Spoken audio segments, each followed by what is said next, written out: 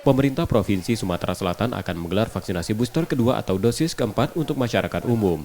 Hal itu setelah menerima 26.880 dosis vaksin pada Jumat lalu. Vaksin yang diterima langsung didistribusikan ke 11 kabupaten dan kota di Sumsel. Daerah lain baru akan menerima stok vaksin pada pengiriman selanjutnya. Pemberian dosis keempat atau booster kedua ini akan dilakukan untuk usia 18 tahun ke atas yang telah lebih dulu menerima dosis ketiga atau booster pertama dalam jarak 6 bulan. Masyarakat yang baru mendapat dosis kedua diminta untuk vaksinasi dosis ketiga dulu. Untuk vaksin booster kedua ini sudah ada datang hari Jumat sore kemarin, itu 26.880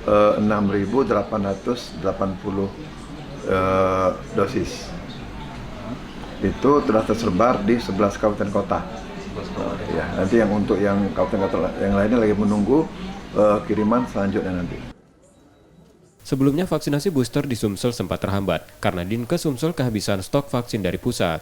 Hingga 29 Januari 2023, capaian vaksinasi booster tahap 1 di Sumsel mencapai 26,7%. Meski capaian vaksinasi booster ke-1 masih rendah, masyarakat tetap dihimbau untuk mengikuti vaksinasi lengkap. M. Rizky Nurmizan, Kompas TV, Palembang, Sumatera Selatan.